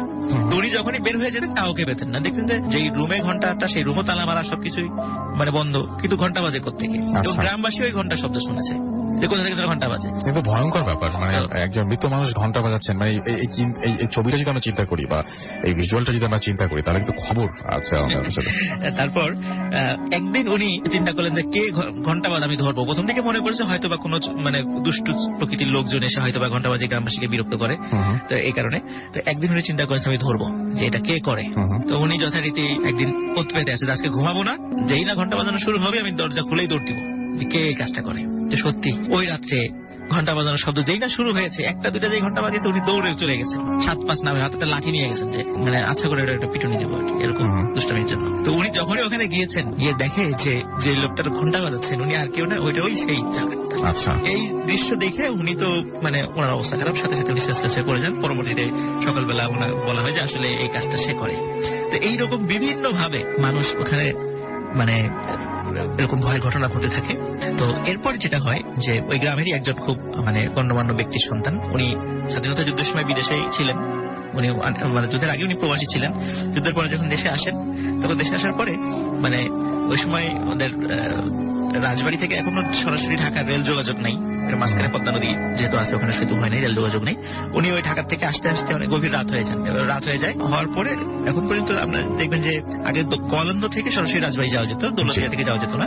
তো উনি গোয়ালন্দ থেকে ট্রেন ধরে রাতের বেলা এসে নামেন, রাজবাড়িতে এসে নামেন। ওখানে ওনাকে একজন নিতে এসে দেখে অনেক রাত্রে আসছে, অনেকক্ষণ খোঁজাখুঁজি দেখে করে দেখে যে ওনার নেওয়ার জন্য কেউ নেই। তো একজন এসে বলে যায়, ভাই আমি আপনাকে নিতে আসছি। তখন উনি বলে যে তোমাকে তো আমি চিনি, তুমি তো একসময় এই এলাকায় চুরিচামারি করতে, ডাকাতি করতে, তুমি কি ভালো হয়ে গেছো? বলে হ্যাঁ আমি এখন ভালো হয়ে গেছি, আমার এখন আমি এইগুলা কিছু করি না। তো অনেক গল্প টল্প করতে করতে আসছে, বাড়ির কাছে চলে আসছে উনি। তো অনেক ভালো ভালো উপদেশ দিয়েছে ওই ভাইয়াটা যে এগুলো করবা না, এগুলো ভালো না, এরকম অনেক উপদেশ দিয়েছে। বলে জি জি এরকম বলে ওনার বাড়ি পর্যন্ত এগিয়ে দিয়েছে। তো এগিয়ে দেওয়ার পর উনি যখন বাড়িতে চলে গেছে, তখন বাড়িতে যাওয়ার উনি বলছে যে আজকে তো ওই চোরটা আপনারা তো কাউকে পাঠান নাই, ওই চোরটাই তো আমাকে বাড়ি পর্যন্ত এগিয়ে দিয়ে গেল। তখন বলছে কি বলো, ওই চোরটা তো বেশ অনেকদিন আগেই গ্রামবাসী তাকে মেরে ফেলেছে। তখন উনি তো অনেক শিক্ষিত লোক ছিলেন, উনি তো এগুলো বিশ্বাসই করতেন না যে এটাও হতে পারে নাকি। তারপর উনি এসব প্রমাণ পেয়েছেন যে হ্যাঁ এটা হতে পারে। তো এই একটা ভালো কাজই হয়তো সারা জীবনে ওনার মৃত্যুর পরে এরকম একটা ব্যাপার শোনা যায় আর কি। তো আসলে ভাই যে হসপিটালের কথা বলি, এখন সে হসপিটাল আছে। তো সমস্যা হলো যখন এই ধরনের ঘটনা ঘটতে থাকলো, তখন একজন বুজুর্গ ব্যক্তি ওখানে আসেন। আসার পরে উনি একটা রিচুয়াল করেন। তো রিচুয়ালটা করার পর স্টিল নাও ওই হসপিটালে ওই ধরনের কারো ক্ষতি হয় নাই। হসপিটাল পাশে ওখানে হয়তো এখনো অনেক এরকম কিছু অশরীরী দেখা যায়, কিন্তু স্টিল নাও ওই বুজুর্গ ব্যক্তির ওই রিচুয়ালটা করার পরে আজ পর্যন্ত কাউকে ক্ষতি হয় নাই। তো আসলে একটা বিষয় বলি, এর আগেও আমি বিভিন্ন ঘটনার সময় শেষ দিকে এসে বলেছি যে মৃত্যুর পরে এই যে আমরা বিভিন্ন অবয়বগুলো দেখি, এগুলো সম্পর্কে না বললেই না যে কিভাবে এটা আসে। কারণ এটা হয়তো আমাদের মনে একটা ভুল ধারণা সৃষ্টি হতে পারে যে মৃত্যুর পর আত্মা ইল্লিন বা সিজিনে চলে যায়, তাদের ফেরত আসার কোনো সম্ভাবনাই থাকে না। On the day of judgement মানে বিচার দিবসে আল্লাহ তাআলা তাদেরকে রিলিজ করবেন বিচার করার জন্য, তার আগ পর্যন্ত আত্মা মুক্তি পাবে না।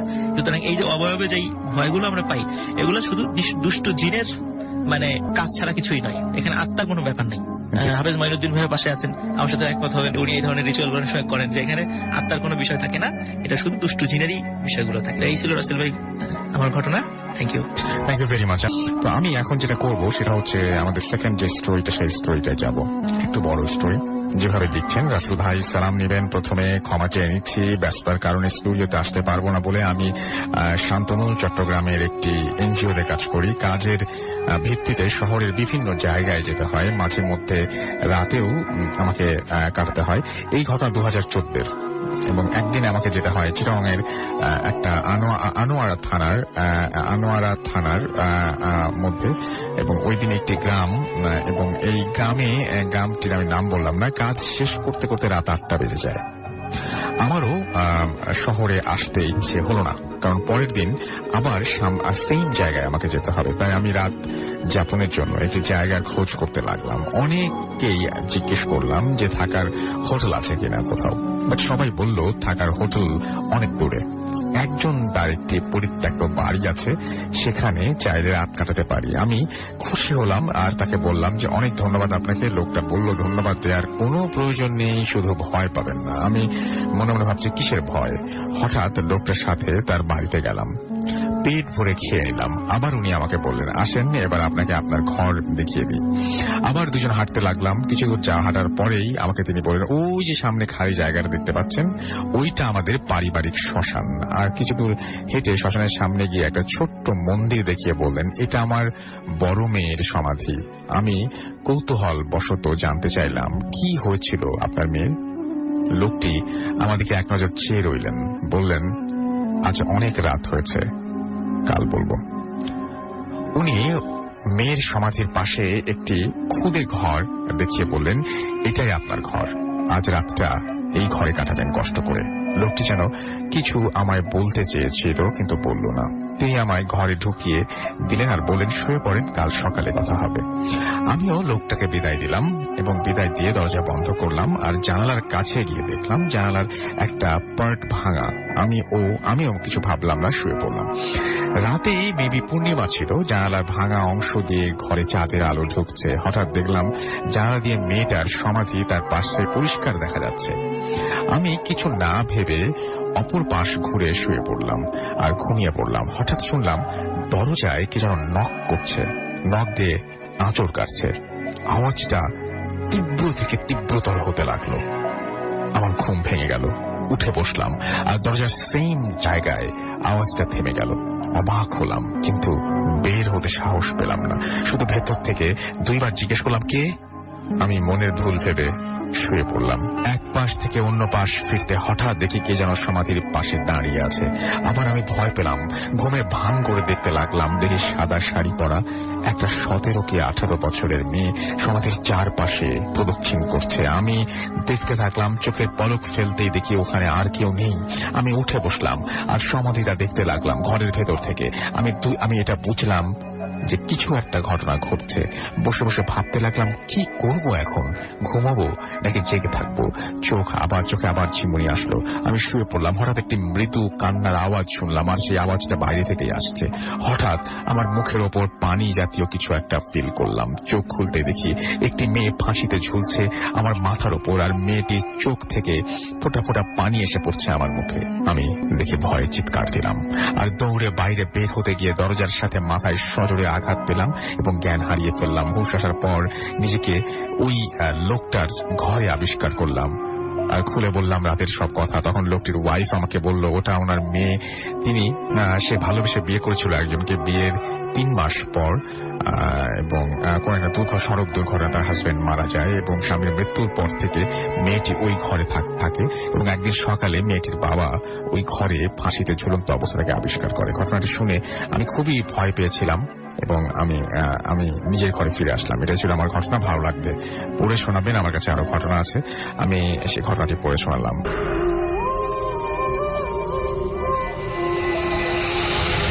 আসসালামু আলাইকুম ওয়া রাহমাতুল্লাহি ওয়া বারাকাতুহু। আমি মোহাম্মদ ইব্রাহিম কাতার থেকে বলছিলাম। আমার দেশে বাড়ি নোয়াখালী জেলার নারীশ্বরী ইউনিয়নে। আসল ভাই আশা করছি অনেক ভালো আছেন, মাসুম ভাই সহ সবাই অনেক অনেক ভালো আছেন। আমি আজকে যে ঘটনাটা শেয়ার করতে যাচ্ছিলাম সেটা মুহূর্তে এফএমে আমার দ্বিতীয় ঘটনা এবং ঘটনাটা অনেক বড়। আমি অনেকবার লেখার সাহস করেও লিখতে পারিনি, কিছুটা লিখে হয়তো রেখে দিয়েছি, এরকম একটা অবস্থা। আমি চেষ্টা করবো উল্লেখযোগ্য ঘটনাগুলো গুছিয়ে বলার জন্য। ঘটনাটা আমার আন্টির সাথে ঘটে যাওয়া একটা ঘটনা এবং যার একটা বেদনাদায়ক শেষ আছে। ঘটনা শুরু হয় 2009 সালে খুব সম্ভবত। তখন আমি এইচএসসি পরীক্ষার্থী। গ্রামের দিকে সবাই সাধারণত 9টা-10টার পরেই সবাই ঘুমিয়ে যায়। আমি পড়ছিলাম 10টার দিকে, সবাই ঘুমিয়েছে। একদিন রাতে এরকম আমি ঢানা জাপটানো, অর্থাৎ শিয়াল যখন মুরগি বা হাঁস নিয়ে যায় অথবা কবুতর নিয়ে যায় তখন ঢানা জাপটানোর একটা শব্দ পাওয়া যায় এবং এটা খুব জোরালো হয় সাধারণত। তো আমি এরকম শব্দ শুনতে পাই এবং আমি লাইট নিয়ে বেরিয়ে পড়ি যে কোথায় এরকম ঘটনা ঘটছে। আমি গিয়ে দেখছিলাম, তো আমার এক আন্টি ঘর থেকে জিজ্ঞেস করলো কে। আমি বললাম আন্টি আমি ইব্রাহিম, আমি আপনাদের হাঁস নিয়ে যাচ্ছে সম্ভবত। তাই আমার ওই আন্টি বললো যে তুমি ঘরে যাও, এখানে দেখা দরকার। আমি বললাম হাঁস নিয়ে যাচ্ছে, বললো না ঘরে যাও। তো ব্যাপারটা আমার কাছে কেমন জানি লাগলো। তারপর আমি ঘরে চলে গেলাম। তো পরের দিন সকালে আমার আন্টি যেটা বললো যে ওনারা শুনতেছে আমাদের ওই পাশে দানা জাপটানোর শব্দ হচ্ছে আর আমি শুনছি ওনাদের ঘরের পাশে। যাই হোক, এটা শুরুর দিকের ঘটনা। তো আমার আন্টির সাথে ঘটনাটা শুরু হয় 2009। আমি বলেছিলাম আগেই ঘটনাটা শুরু হয় একটা স্বপ্নের মাধ্যমে। আগে বলে রাখা ভালো, আমার সেই আন্টি খুবই ফরেজগার একজন মহিলা ছিলেন। ওই 5 ওয়াক্ত আমাদের সাথে সাথে উনি তাহাজ্জুদ পড়তেন সবসময়। তো আমার আন্টি রাতে একদিন স্বপ্নে দেখলেন আমাদের ঘরের পিছনের দিকটাতেই একটা যন্ত্র, যার অর্ধেক মানুষ অর্ধেক কুকুর, সে কাঁদছে এবং বলছে তোর জন্য এখানে থাকতে পারি না, তুই নামাজ পড়িস। এই কথা বলে চলে গেল প্রাণীটা। আচ্ছা, তো আমার আন্টি পরদিন সকালে উঠে ঘটনাটা শেয়ার করলেন সবার সাথে। এখান থেকে শুরু। এরপর যা ছোট ছোট ইনসিডেন্ট শুরু হয়। এবং একটা মজার না ঠিক অদ্ভুত একটা ব্যাপার হচ্ছে, একদিন সকালে আমার আন্টি আমাকে বলে ইব্রাহিম তুমি রাতে এসে আমাদের সাথে দুষ্টুমি করো কেন। আমি একটু চোখ করে গেলাম, কি বললেন আন্টি, আবার বলেন। আমার আন্টি বললো যে কাল রাতে তুমি আমাদের জানলা দিয়ে উকি দিয়ে আমাদের তাকে হাসছো। আমি বললাম ইম্পসিবল, আমি রাতে ঘর থেকে বেরোয়নি। আন্টি বললো যে কালকে রাতে আমি আমার সাথে আমার এক বোন ঘুমাতো, তো ওনারা দুজনেই দেখলো আমার সাইজের একটা ছেলে জানলা দিয়ে উকি দিয়ে ওনাদের দেখছে এবং হাসছে। তো ওনারা আমার নাম ধরে ডাকার পর চলে গেছে ব্যাপার। তো ওনারা ভাবলেন আমি। এই ছিল একটা ঘটনা ছোট। এই পর্যায়ে শুরু হলো, দিন এটা বেড়েই চলেছে। আমার উঁচু করতে গেলে অথবা নামাজ পড়ার সময় বিভিন্ন ডিস্টার্ব করা হতো, শব্দ করা হতো, দরজায় লাথি দেওয়া হতো, এরকম ব্যাপারে চলছে শব্দটা। তো মাঝে মাঝে আমার আন্টি খুব ভয় পেতেন এবং চিৎকার করে উঠতেন। এবং ঘটনাটা এমন না যে শুধু আমার আন্টি দেখতো, ওনার সাথে যারা ঘুমাতো মাঝে মাঝে তারাও দেখতো। এটা খুবই অদ্ভুত ব্যাপার ছিল। তো ওনারা ইনসিডেন্ট গুলো শুরু হয় এরকম, আমরা শুনতাম যে ওনাদের ঘরের পাশে একটা কামরা ছিল, সেখান থেকে ধূপ করে কিছু একটা চালের উপরে পড়েছে, তারপর লাফ দিয়ে নিচে পড়ার শব্দ। এন্ড দেন আমরা এতটুকু পর্যন্ত শুনতাম, কিন্তু তাদের ঘরে যারা ছিল তারা শুনতে পেত যে ঘরের চারপাশ দিয়ে কেউ হাঁটছে, খুব জোরে বাইরে কিছু পেলে লাথি মারছে, এরকম একটা ব্যাপার। তো এটা ভয়ের মাত্রাটা দিন দিন বেড়েই চলেছে এবং এটা তাদের ফ্যামিলি, আমাদের ফ্যামিলি, ইভেন বাড়ির অনেকেই জানাজানি হয়ে গেছে যে এভাবেই ঘটনাগুলো ঘটছে। ইভেন পরে যা হলো, তারা আমার আন্টি ভয় পেতে পেতে এমন একটা অবস্থা হতো যে ঘরের সবাই একসাথে ফ্লোরিং করে নিচে ঘুমাতো এবং সবাই শুনতে পেত বাইরে এরকম চলছে। তো আমার আন্টি একদিন আমাদের উঁচু করার জন্য বাইরে গিয়েছিলেন, খুব জোরে ওনার দিকে একটা ছুড়ে মারা হলো। উনি ভাগ্যবশত ওনার গায়ে লাগেনি, বরং উনি লাইট দিয়ে দেখলেন যে একটা বড় কাছের টুকরা, ভাঙা কাছের টুকরা। আন্টি এই জিনিসটা নিয়ে ঘরে নিয়ে রাখেন এবং পরে আমার আন্টি এটার জন্য প্রতিষ্ঠা পাওয়ার জন্য একদিন হুজুর কাছে চেষ্টা করছিলেন। তো হুজুর সকালে ফোন দিয়ে পড়েছে কাল রাতে তোমাকে মারার চেষ্টা করছিল, জানেন উনি কিভাবে এটা জানলেন। পরে আন্টি আমাদের কাছের টুকরাটা সবাইকে দেখালো।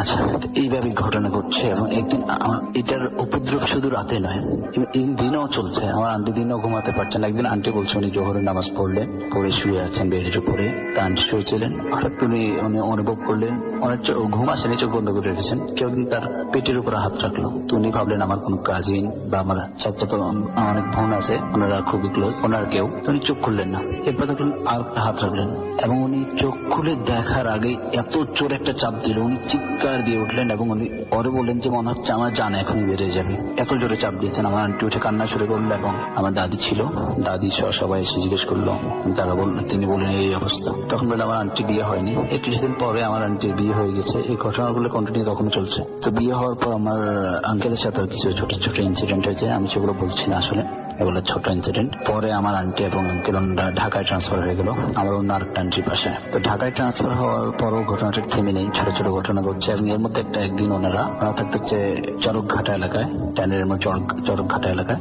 তো ওনারা ওখান থেকে সম্ভবত কামরাঙ্গীরচরের কোন একটা আত্মীয়র বাসায় গিয়েছিলেন আমার আন্টি আর আঙ্কেল। সেখানে সবকিছু শেষ করে আসতে, রমজান মাস ছিল, শেষ করে আস্তে আস্তে প্রায় 11টা বেজে গেছে ওখান থেকে রওনা দিতে। পরে ওনাদের আত্মীয়রা আসতে দিতে চায়নি, তারপর ওনারা বললেন আমরা চলে যাবো।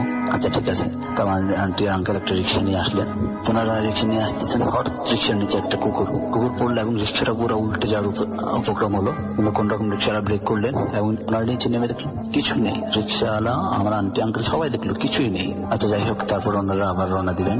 পরে ওনাদেরকে শিবদের মেডিকেলের সামনে নামিয়ে দেওয়া হলো। এবং এখানে একটা কথা আমি বলতে ভুলে গেছি যে ওনারা দুজনেই ওইখান থেকে অর্থাৎ কামরাঙ্গীরচর থেকে ওনাদের বাসার গন্তব্যটা খুব খুব ভালোভাবেই চিনেন এবং রাস্তার সবকিছু খুব ভালোভাবেই চিনেন। আচ্ছা রিক্সাওয়ালা ওখানে নামিয়ে দিল ওনাদের দুজনকেই, নামিয়ে দেওয়ার পর রিক্সাওয়ালা চলে গেল। ওনারা নেমে দেখলেন ফ্লাড লাইটের আলোতে ছোট ছোট দুটো বাচ্চা, খুব সুন্দর দুটো বাচ্চা, সম্ভবত গায়ে কোনো জামা নেই, তারা রাস্তার পাশে বসে খেলছে।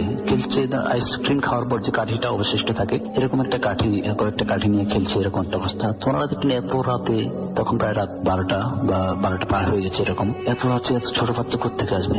তো ওনারা অনেকক্ষণ দেখার পরে এবং কাছে গিয়ে দাঁড়ালেন। তো বাচ্চাগুলো ওনাদের তাকিয়েও দেখলো না, একদমই তাকালো না। তারপর ওনারা দুজন কিছুটা ভয় পেলেন হয়তো। তো ভয় পেয়ে ওনারা ভাবলেন যে আমরা চলে যাবো। তো তখনই ঘটলো আসল ঘটনা।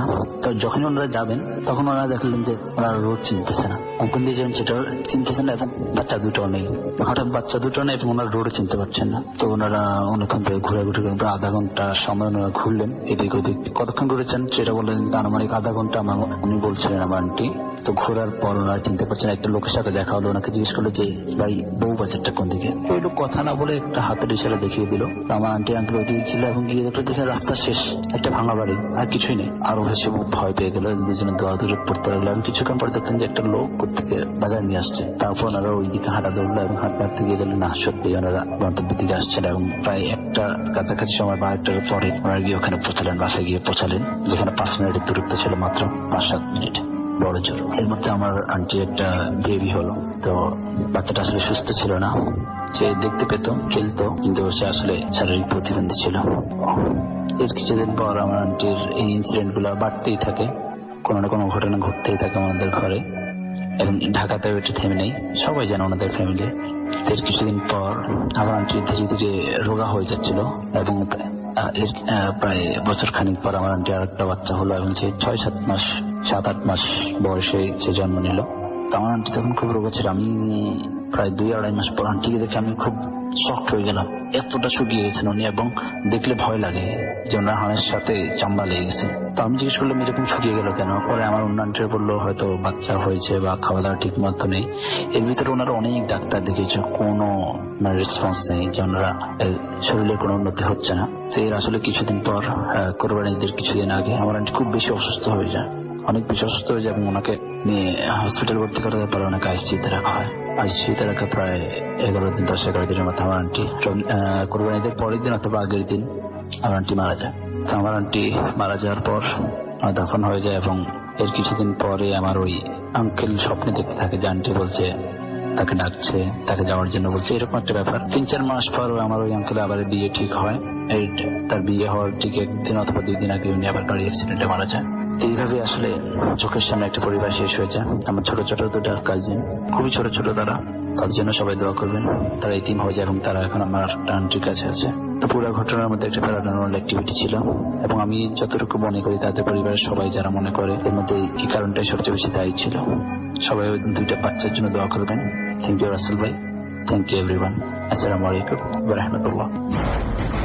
শুনছেন সবসময় বেরিয়ে 48.2 FM। আমরা আমি রাসেল আছির সাথে, আমার সাথে রয়েছে মাসুম, এবং আজকে অতিথিরা আপনাদের সবাইকে আবারও স্বাগত জানাচ্ছি, এবং আশা করছি সবাই ভালো আছেন এবং সবাই আমাদের সঙ্গে আছেন। আমরা চলে যাব এখন আমাদের নতুন আরেকজন অতিথির কাছে। এখন একটা অডিও ক্লিপ শুনলাম, নতুন আরেকজন অতিথির কাছে আমরা যাব, এবং আমরা শুনবো তার ঘটনা। আপনার নামটা প্লিজ একটু বলবেন, তারপর আপনার ঘটনা যাবো আমরা। হ্যালো, ধন্যবাদ হাসান ভাই। জি, আসসালামু আলাইকুম স্যার। আমার নাম শুভ, আমি আসছি ধামে থেকে। আজকে আমি যে ঘটনা বলবো সেটা আমার ফ্রেন্ড বন্ধুকে নিয়ে, বন্ধুর মাকে নিয়ে। এটা 2002 কিংবা 1 থেকে ঘটনা। ওই সময়টা হ্যান্ডসেট ছিল খুব কম, ল্যান্ডফোন ছিল। আমার ফ্রেন্ডের বাবা জব করতো, তো সে স্বাভাবিকভাবে রাত 7টা-8টার দিকে বাসায় আসতো। তো একদিন হঠাৎ করে আসতে খুব লেট হচ্ছে, মানে অলরেডি 8:30-9টার দিকে 9টা বেজে গেছে।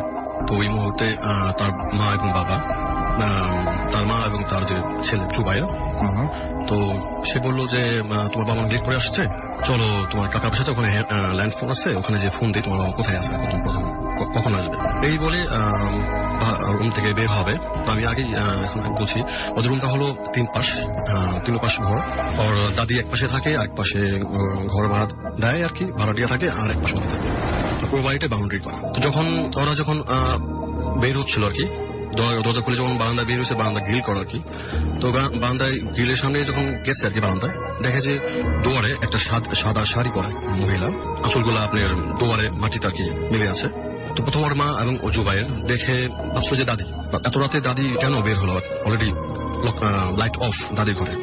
দেখার পর ওর মা একটু দৌড়িয়ে চিৎকার দিয়ে বললো যে এই আপনি কে ঘরে। তো যখন এই কথাটা বলছে, ওই মুহূর্তে ওই যে দাঁড়িয়ে ছিল যে মহিলাটা আর কি, সে ওদের দিকে ফিরে তাকায়। ফিরে তাকানোর পর এতই একটা বিশ্রী একটা চেহারা, মানে জুবাইর মা দেখার সাথে সাথে একটা চিৎকার দিয়ে জুবাইরের চোখ ধরে ফেলছিল। যে কারণ জুবাই দেখে ছোট, বয়স অনেক কম, যদি দেখে ভয় পাবে, তো চোখ ধরে ফেলে। চোখ দেওয়ার পর অনেক জোরে চিৎকার দেয়। চিৎকার দেওয়ার পর ওই মহিলা আস্তে আস্তে ঘর থেকে, মানে দুয়ার থেকে আর কি, দুয়ার থেকে ওদের যে ঘেট ছিল, ঘেটের দিকে আস্তে আস্তে বের হয়ে যায়। তো ওইটা করে আর পুনর বের হয়নি। তো অনেক এই মহিলার বাড়ি থেকে বের হওয়া যাওয়ার পর সে একটু চিলাচিলি করলো বাসায়, তার কাকা সবাই আসলো কি, আসার পর তারপর সবাইকে বলে এই ঘটনা। তো তারপর জানা গেল যে ওর বাবা আসলো, জানা গেল যে ওদের বাসায় মানে এইরকম একটা জিনিস সবসময় ঘোরাঘুরি করে আর কি। তো কোনো ক্ষতি করে না আর কি, পারিবারিক যারা আছে ওখানে ক্ষতি করে না। এই ছিল আমার একটা ছোট একটা ঘটনা। ওকে, আপনার আরেকটা ঘটনা আমরা শুনে ফেলি চটপট। আমার একটা ঘটনা ছিল, সেটা আমার বন্ধু বাবু, আমরা অনেকে ছিলাম সেদিন। তো হঠাৎ করে প্ল্যান করলাম, আমাদের এলাকায় একটা বিল ছিল। তো আমি সবচেয়ে বেশিরভাগ বিলটার নাম বলি কাজিয়াঙ্গের বিল আর কি। তো পরিমাণে একটু বড় ছিল বিলটা আর কি। তো আমরা বিকেলে মাঝে মাঝে নৌকা দিয়ে ঘুরতাম বিল দিয়ে। তো সেদিন আমরা প্ল্যান করলাম যে আজকে ঘুরবো। তো ঘোরার জন্য আমরা সেই বিলে গেলাম। আমরা ছিলাম মিনিমাম 5 থেকে 6 জন ছিলাম। নৌকা ছিল, অনেক বড় নৌকা ছিল, মিনিমাম সেই নৌকার 12-13 জন যদি নৌকা উঠতাম কোনো সমস্যা হতো না। তো সেদিন আমরা নৌকায় উঠে ঘোরা শুরু করলাম। তো ঘোরা আমরা যখন ঘুরি তখন আসরের নামাজের পর শুরু করলাম আর ঘুরতে। একটু ঘুরতে তো আমরা ওখানে প্ল্যান করলাম যে আমরা ওখানে যে একটা বিলের উপর যে একটা টং থাকে আর কি, পাহারা দেয়, সেই টঙে যাবো আর কি। প্ল্যান করলাম যে চলো যে আমি টঙে যাবো একটু কতক্ষণ। তো এইগুলো টঙের দিকে যাওয়া শুরু করলাম। তো যেতে তো টঙের সামনে যখন আমরা নৌকা ভিড়েছি, বেরোনোর পর বাবু ছিল সবার সামনে, আমাদের বড় ভাই ছিল বাবু। তো বাবু মানে টঙে ফার্স্ট উঠে আর কি। ওঠার পর আমরা দুষ্টুমি করে আর কি নৌকাটা ধাক্কা দিয়ে টং থেকে তাকে তেমন চলে আসি।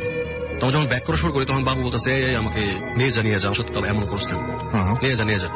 তো বলছে বাবু ভাই তুমি থাকো, আমরা আসতেছি, আমরা মুড়ি চানাচুর নিয়ে আসি, মুড়ি চানাচুর খাবো আজকে আমরা, তুমি বসো 10 মিনিট মধ্যে আসতেছি। এই কথা বলে আমরা চলে গেলাম পাড়ে। তো আমরা দোকান থেকে মুড়ি চানাচুর কিনে মোটামুটি 10 মিনিট চলে গেল। আমরা ব্যাক করছি, নৌকায় উঠছি। তো উঠে আমরা টঙের দিকে যাওয়া শুরু করলাম। তো টঙে গিয়ে সেখানে দেখি যে বাবু ভাই শুয়ে আছে। তো আমরা টঙে বসলাম, বসার পর মুড়ি চানাচুর নিয়ে বসলাম। বাবু বলছে বাবু ভাই উঠো মুড়ি খাবা, উঠো। তো বাবু ভাই কোনো উঠছে না, কথা বলতেছে না। তা বললাম বাবু ভাই, আবার বলা হলো বাবু ভাই উঠো মুড়ি খাবা আসো।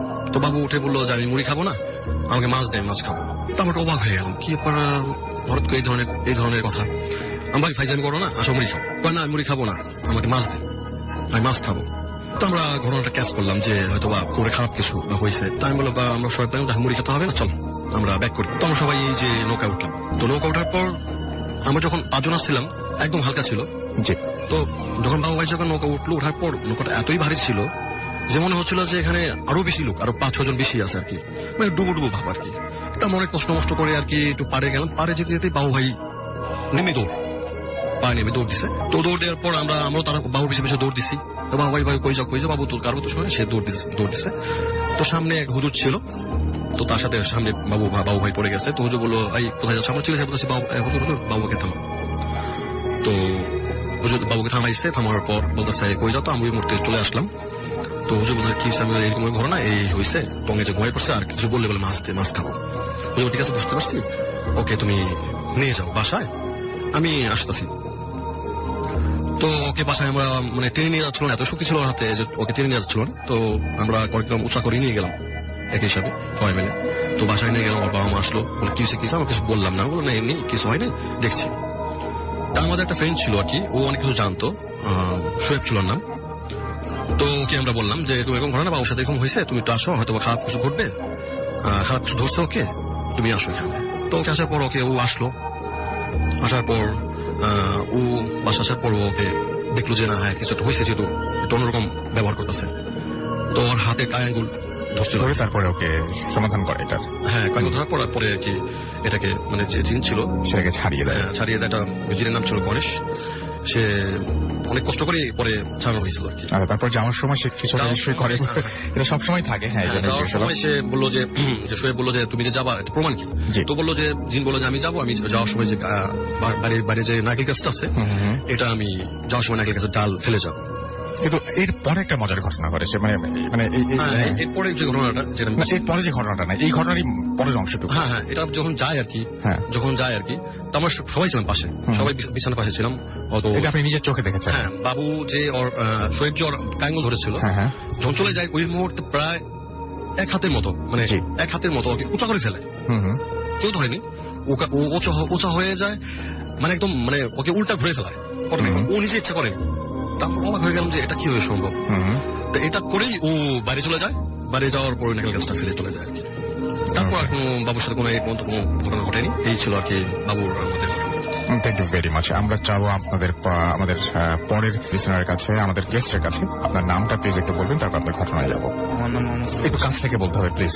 আমার নাম মোহাম্মদ ফরাদ হোসেন, আমি মোহাম্মদপুর থেকে আসছি। জি বলেন। আমার ঘটনা হইতেছে যে আমি আমার বাড়ি থেকে নানা বাড়ি যাওয়াকে নিয়ে কেন্দ্র করে আমার ঘটনা। তা আমি হঠাৎ একদিন বাড়িতে ছিলাম, তো আমি যখন মন চাইতো আমি তখনই আমার নানা বাড়ি যাইতাম। আমার নানা বাড়ি আমার বাড়ি থেকে 5-7 কিলো দূরে, 5 থেকে 7 কিলো দূরে।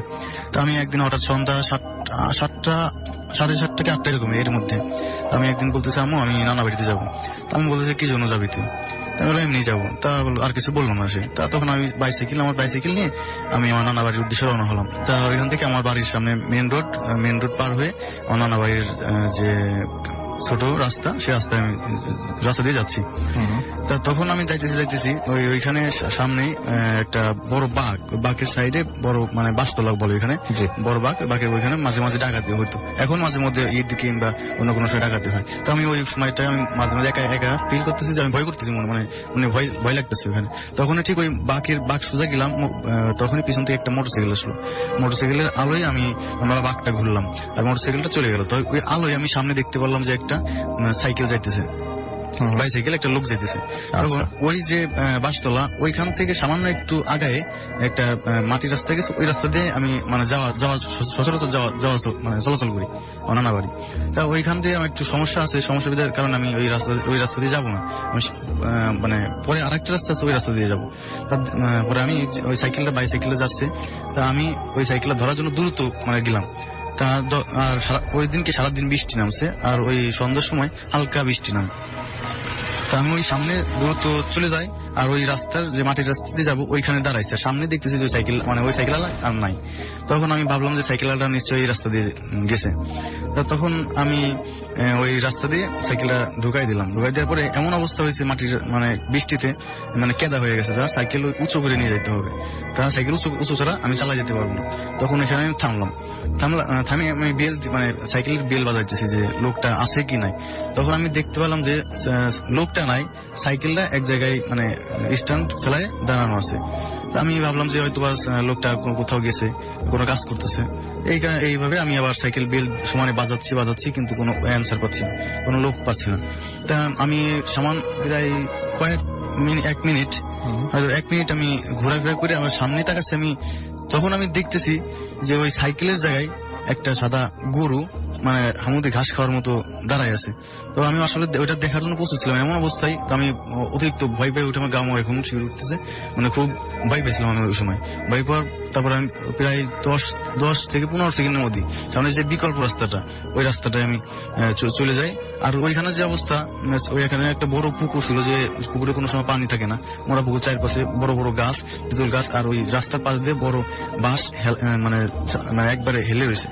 এমন অবস্থা, মানে আমি আগে যেতেছিলাম না। ওই রাস্তা দিয়ে যাওয়ার পরে ওই একটা লোক ছিল, মানে মামা হয়, তার মাধ্যমে নানা বাড়ি যায়। নানা বাড়ি যাওয়ার পরে এই ঘটনা খুলে বলি, আমার নানি আমাকে একটা গরম পানি করে লোহা দিয়ে লবণ দিয়ে আমাকে খাওয়াই দেয়। তারপরে আরেকটা মানে কি সিস্টেম আমি বলতে পারলাম না, ওই পানি গরম করে মানে আগুনে গরম করে ওর ভিতর কি দিয়ে আমাকে ওই রাত্রি গোসল করে ফেলে, গোসল করায় আমাকে। পরের দিন সকালবেলা ফজর নামাজ পড়ে হুজুরের কাছে নিয়ে যাই।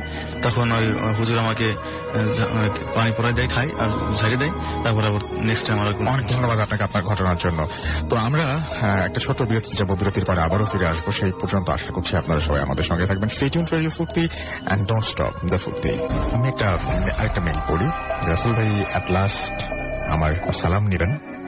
আমার নাম আবিদুর, আমার গ্রামের বাড়ি সোনারগাঁ, নারায়ণগঞ্জ। আমি ছোটবেলা থেকে ঢাকায় ডিআইটি প্রজেক্ট আমি সিরাজ মিয়া স্কুলে পড়তাম এবং আমি তখন ক্লাস 9-এ পড়তাম এবং আমার এসএসসি এক্সাম দিতাম। আমি অনেক কষ্টে ফ্যামিলির ভিসা পাওয়াতে ইটালিতে চলে যাই এবং ইটালিতে চলে যান তিনি। এবং ইটালিতে যাওয়ার পরে তারপরে যেটা হয় সেটা হচ্ছে যে ইটালি থেকে কথা না বাড়িয়ে সরাসরি আমি ঘটনায় চলে যাই। আমার খালাতো বোন আমেরিকা থেকে আসে। তার খুব ইচ্ছা ছিল যে বারান্দায় গাছের টব লাগানো। তো আমি আমার আপু তার দাদুর বাড়ি থেকে সন্ধ্যা মালতি গাছ নিয়ে এসে টব লাগিয়ে নিয়মিত পানি দিয়ে যত্ন করা শুরু করলাম। দেন আমার আপু বাইরে যাওয়া আর ঘোরাফেরা কমিয়ে দিয়ে সে অলওয়েজ ওই গাছটির কাছে বসে তাকিয়ে থাকতো। আর আমার খালামণি যেহেতু অনেক দিন পর দেশে আসলো, তাই তিনি তার মতো ব্যস্ত আর আপুর দিকে তাকিয়ে এতটা খেয়াল রাখেননি। এইভাবে আমার আপু ওই দিন গাছে গাছ নিয়ে সময় কাটানো শুরু করে এবং খালামণি খেয়াল করলো যে মাগরিবের নামাজের আজান দেওয়ার পর আপুর গায়ে 104 ডিগ্রি জ্বর উঠে গেছে এবং প্রতিনিয়ত ফজরের আজান দিলে আপুর শরীর থেকে জ্বর চলে যায়। এমন কাহিনী দেখে আমার খালামণি ডাক্তারকে এ বিষয়ে কথা বলেন এবং একদিন পর 12:30 তখন এবং ডাক্তার বাসায় এসে বাসায় আপুকে দেখার জন্য। পরে ডাক্তার আপুকে দেখার পর বললেন যে কিছু পরীক্ষা নিরীক্ষা করতে হবে বলে সে পরীক্ষা নিরীক্ষা করার পর পর কোনো রোগ ধরতে পারেনি। পরে এমন কোনো দিন যায়, এমন হয়তো কিছুদিন যায়, তারপর আমার আপু, আমার খালামণি আপুর রুমের বারান্দায় যায় এবং এরপর একটানা কয়েকদিন দিনের বেলা খেয়াল করলো যে সে সন্ধ্যা মালতী গাছের ফুল ফুটে আছে এবং ওই সন্ধ্যা মালতী এবং সন্ধ্যা হলে ফুলগুলো শুকিয়ে যায়। সাধারণত সন্ধ্যা মালতী গাছের ফুল সন্ধ্যায় ফুটে ওঠে। এই অস্বাভাবিক ঘটনা খেয়াল করে যেদিনের বেলা যখন ফুল ফোটে তখন আপু সুস্থ থাকে, আবার যখন সন্ধ্যা হয় তখন সেই ফুল শুকিয়ে যায়, তখন আপু জ্বরে কষ্ট পায়। সো খালামণি এটা খালুকে জানায় এবং খালু বললেন যে কালকে আমার আপুর দাদুর মৃত্যুবার্ষিকী, তাই হুজুরকে ডেকে কোরআন তেলাওয়াত করানোর জন্য ডাকা হয়েছে এবং তিনি হুজুরকে এই বিষয়টি জানাতে বললেন। তারপর যখন সকাল হয় 5 জন হুজুর তাদের বাসায় ডান পা দিয়ে ঢুকবেন, তখনই হুজুর গুলো বাধা পান, ঢুকতে পারছেন না। তখন এই হুজুরের মধ্যে যিনি ইমাম ছিলেন তিনি ঘরে ঢুকতে পারেন এবং কোনো কথা না বলে উনি সোজা আপুর রুমে ঢোকেন এবং এরপর বারান্দায় যেয়ে দেখেন যে আপু ওই গাছটির মাটিতে বসে আছে এবং ইমাম সাহেব ভেতরে আসতে বলেন এবং হুজুর কোরআন তেলাওয়াত করা শুরু করেন এবং ইমাম সাহেব গাছটিকে আঘাত করে জিজ্ঞেস করেন যে তুই কেন এই মেয়েটিকে কষ্ট দেওয়া শুরু করলি। ওই রুমটি দিনের বেলায় এমন অন্ধকার হলো যেন মনে হলো অনেক ঝড় বয়ে যাচ্ছে এবং ইমাম সাহেব জিজ্ঞেস করার পর গাছটি থেকে জিনটি জবাব দিল যে এই মেয়ে যখন গাছটি তার দাদুর বাড়ি থেকে ঢাকায় এনেছিল তখন সে চুল ছেড়ে দিয়ে গাছটিকে নিয়ে গাড়িতে ওঠে এবং এই মেয়েটিকে তাদের ভালো লেগে যায় সামহাও। এবং জিনটা আরো বলে যে দিনের বেলায় এই গাছে আপু সারাক্ষণ জিনকে নিয়ে ব্যস্ত থাকতো আর রাতের বেলা সে চলে যেত, যার কারণে আপু জ্বরে ভুগত। এসব শোনার পর ইমাম সাহেব আপুকে বলেন যে আপুকে ছেড়ে চলে যেতে বলেন, কিন্তু জিন তা মানতে রাজি হয় না। এরপরে ইমাম সাহেব কাগজে কিছু একটা লিখে গাছটির ওপরে দিলে গাছটি ছাই হয়ে যায়। এরকম একটা ঘটনা এবং তিনি ভূত এফএমে শেয়ার করবেন এবং এরপর থেকে কোনো সমস্যা নেই সেটাও তিনি বলেছেন। তো এই ছিল ঘটনা এবং আশা করছি যে এই ঘটনাটি আপনাদের ভালো লেগেছে। এটাই আসলে আজকে রাতের শেষ ঘটনা। যারা এতক্ষণ পর্যন্ত আমাদের সঙ্গে ছিলেন আপনাদের জন্য অনেক অনেক অনেক অনেক ধন্যবাদ। ফিরে আসবো আবারও আগামী সপ্তাহে। যাওয়ার আগে শুধু মনে করিয়ে দিই আমাদের ইমেল অ্যাড্রেসটি। আমাদের ইমেল অ্যাড্রেস হচ্ছে bhutfm@radio50.fm which is bhutfm@radioFM। আপনার নাম, ঠিকানা এবং ফোন নাম্বার সহ আপনার জীবনে ঘটে যাওয়ার সেরা ঘটনা লিখে পাঠিয়ে দিন আমাদের কাছে এবং অবশ্যই ঘটনার শুরুতে উল্লেখ করবেন আপনি স্টুডিওতে আসতে চান নাকি আপনি চান আপনার ঘটনা আমরা পড়ে শোনাই। আমাদের এখানে গেস্ট থেকে শুরু করে অনেকে আমাদের বলছেন অমুকে এই কথা বলছেন, তমুকে কথা বলছেন। ভাই, সবার জন্য আমাদের শুভকামনা, সবাই ভালো থাকবেন এবং যারা আমাদের বলেন যে এই ঘটনাটা ভালো লাগছে না বা যে কোনো ধরনের নেগেটিভ কথা বলেন, আমরা বিশ্বাস করি তারা আমাদের কাছ থেকে আরো ভালো কিছু এক্সপেক্ট করেন। সো তারা আমাদের ভূত এফএমের সবচেয়ে বড় সম্পদ। সো আপনারা সবাই আমাদের জন্য দোয়া করবেন এবং আমাদের সঙ্গেই থাকবেন এবং আমাদের ঘটনার উপর অপেক্ষায় রইলাম। ফিরে আসবো আগামী সপ্তাহে। সেই পর্যন্ত সবাই ভালো থাকুন, সুস্থ থাকুন, মোস্ট ইম্পর্টেন্টলি ফুর্তিতে থাকুন। আজকের মতো এখানে শেষ করছি। টাটা।